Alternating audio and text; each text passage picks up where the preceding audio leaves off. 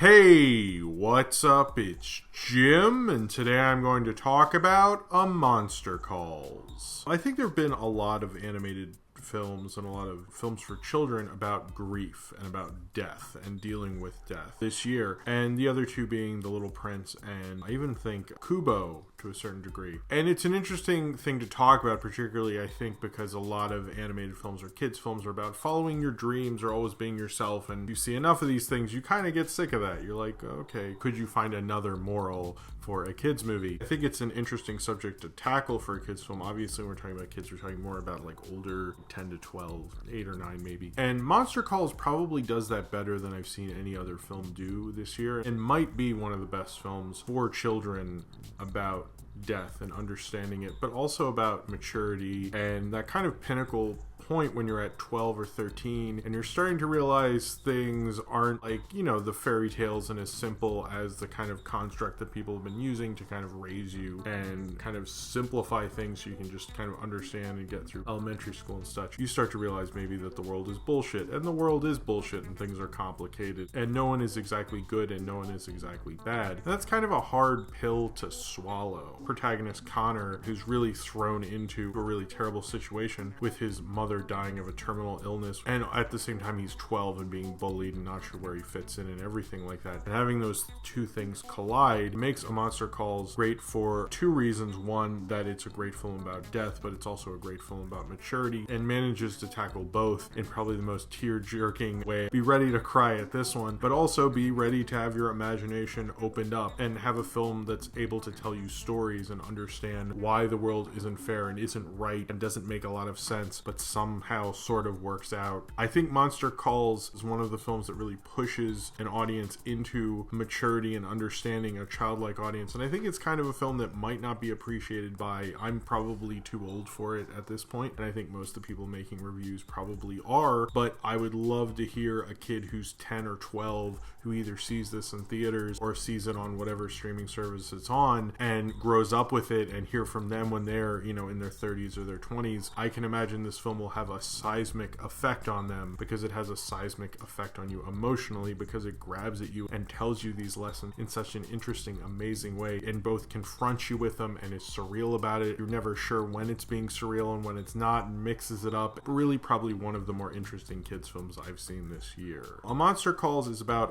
Connor, who's played by Lewis McDougall, who this is, I believe, his first thing, or it's at least the first thing I've seen him in. He is a young boy who's dealing with that his mother is dying of cancer, and he keeps getting attacked by a school bully and his two friends who keep like pestering him, and his grandmother, played by Sigourney Weaver, is telling him that he's going to have to probably live with her, and she has an old lady's house and won't let him touch anything, and his father, played by Toby Kebbell, has come to kind of help him deal with his mother's death and the fact that he might have to live in America with him, or he might stay with his grandmother, and he's not sure where he's going to live, he's not sure where he is in life. But then a monster in the form of a giant humanoid yew tree comes to life and tells him stories. He tells him 3 stories, and then at the end the 4th story will be told by him, and it will be his nightmare, and go through these stories with this tree monster teaching him lessons and guiding him through this difficult time. The thing about Monster Calls, I think, is there is a point in, I think, any kid's life where you do turn in your early teens and you start saying like, this isn't fair, how could everyone let this happen? And you have this feeling that I think through film and through that whole idea that I always hear people say like Disney lied to us. I'm like, I don't know if I ever really thought my life would be like Sleeping Beauty or Beauty and the Beast, or you know, maybe Black Cauldron.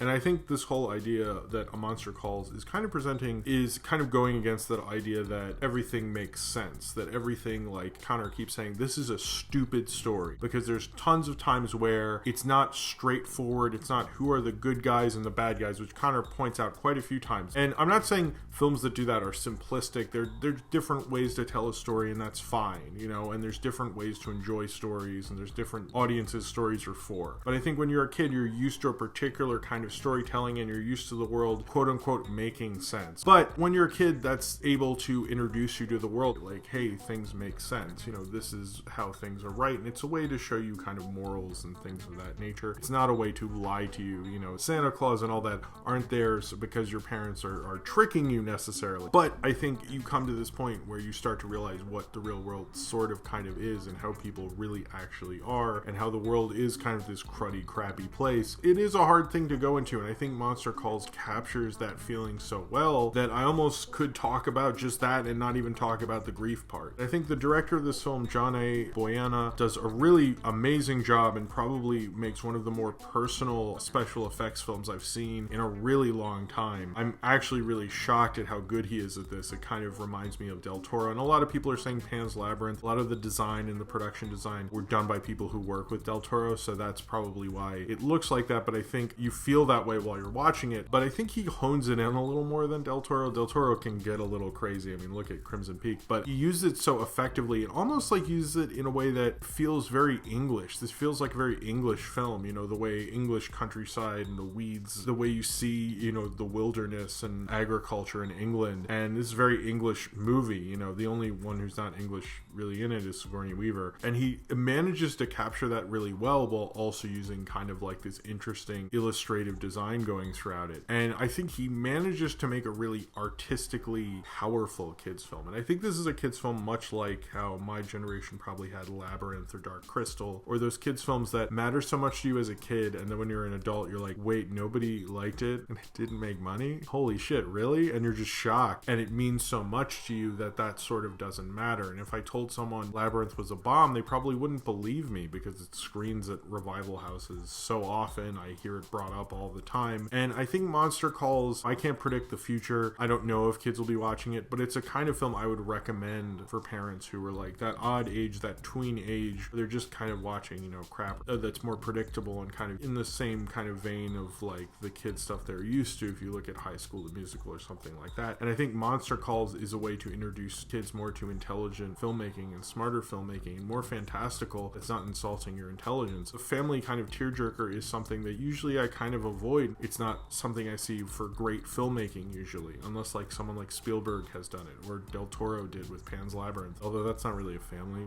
film, I guess, but in terms of imagination and using a family kind of a story. And I think this director, although he's done it with previous films, I haven't seen The Orphanage, I wasn't really into his last one so much, but he's able to do that so effectively. I mean, it's hard not to cry and be overcome with emotion, but it's also interesting how kind of simple it is in a lot of ways, but it kind of skirts that idea. When I say this is like uncomfortable and confronts you, the way the Yew Tree that Liam Neeson voices excellently, by the way, tells these stories, it doesn't feel like a simple kind of kids kind of a tale. It feels like kind of off to the center a little, but not so off to the center that it would be uncomfortable if you're used to that sort of a thing. This could fit very well into other kinds of kids films. If you're watching a bunch of them, or that's the kind of films you watch, it could be played on like Freeform or all those channels very comfortably, but also doing its own original thing, which is something I like when people take a genre and twist it just a little bit, just a little off, that it's interesting enough, but it's not too far. And that's a very hard thing to do. A lot of films try to do that with tons of genres, and most of them fail very badly. But I think A Monster Calls does it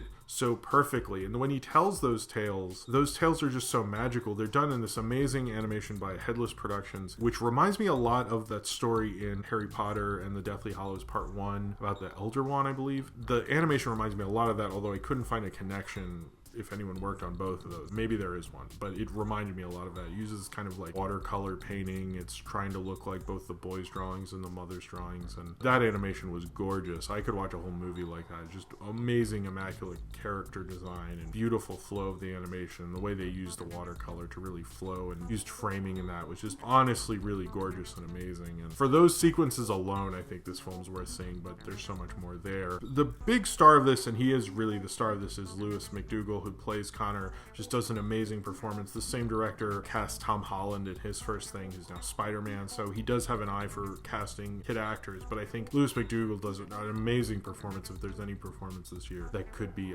nominated alongside other more adult actors at the Oscars. It's a performance at least deserving of one. I don't know if it will or not or whatever. To hold a whole movie around like a kid actor like this, you really have to have a strong actor, and he is very amazing. He's so good, it's almost effortless at some points. Felicity Jones I quite liked a lot more than in Rogue One. Toby Kebbell, who most of the time when he's not doing motion capture stuff, I don't particularly like him, but in this I did. I thought he was very good. Sigourney Weaver's accent, apparently her mother is English. I guess she probably has dual citizenship because of that, so they probably got her in this. I don't know why she was in this other than like an Olivia Colman or someone like that, who I think probably would have been a little better. I think she was fine. She kind of grew on me as the film went on. At the beginning I didn't really like her that much. And Liam Neeson I think is just amazing in this film. You know, I've seen him do other CG stuff, and it was a motion capture performance. Apparently Tom Holland actually did the stand-ins for the tree when they were shooting it, which is kind of cool. Liam Neeson did a motion capture performance and the voice, and his deep guttural kind of a thing, and I love how that connected to the story. I think it's probably one of Liam Neeson's best voice performances, because Liam Neeson knows how to use his voice so well, and it's really kind of a classic, amazing kind of voice performance, and he really embodies this kind of great teacher, this great learner, but you can tell that throughout it. You feel it in his voice, and he carries it incredibly well. I think this is one of the few films that I would show to like maybe my niece, or give her the DVD or whatever format is around when she's old enough, or any other future descendants. It's a really beautiful film.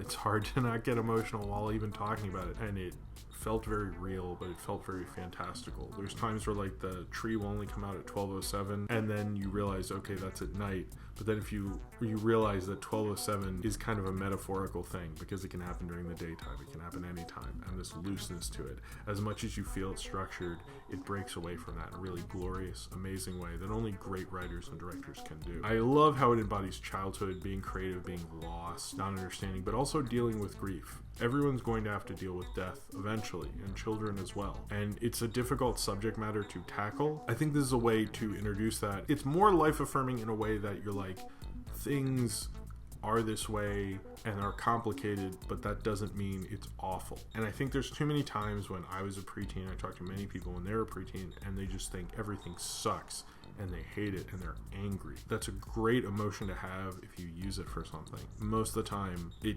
means nothing and it goes nowhere. And Monster Calls is trying to show you, you should be angry, you should get that out, but life is not going to be that simple and that easily digestible anymore. And being angry at that for the rest of your teens or whatever isn't going to accomplish much of anything. You're just going to be angry. You need to get it out and understand that sadly, this is how the world is, and this is the life that we're given. We need to move on, sadly, from it. And that's not something that we all want to happen. That's just sadly the way it is. And Monster Calls confronts that while also showing you fantastical, wonderful moral lessons, and probably is one of the better live action kids films we've had in a very, very long time. And I think it says a lot that we have so many films that are selling things to children, and most of the time it's a crappy moral message and, you know, selling a toy or whatever. But Monster Calls is selling something more genuine and beautiful. It's selling the kind of tools to understand how to deal with grief and growing up, and the world that you're about to enter into, and the adulthood you'll have to deal with. A Monster Calls throws you into that and reminds you why that time was so tough, why that time sucked. And I've heard from so many people saying this film's simplistic, it's overhyped, it's not that emotional, but understand what it's trying to do and understand who it's trying to sell to. Monster Calls is trying to do that, but it knows why it's doing that, and it understands what it's trying to sell to you morally. It's probably one of the smarter kids films I've seen in a long time, because it understands what it's doing with its morals and the kind of moral lesson it's telling you, and what it's telling you is a very healthy, amazing, life-affirming thing, because it shows you the most life-affirming thing, sadly, is sometimes that we all have to go on, and we all have to deal with certain things, and we all have to understand how the world really is. It's not this way or that way, and there's no right or wrong way. There's just sometimes the way it is, and sometimes the way it is isn't the greatest thing in the world, but we sadly have to move on anyway. So if you have seen A Monster Calls and you would like to talk about it, then comment below in the comments and subscribe if you would like to.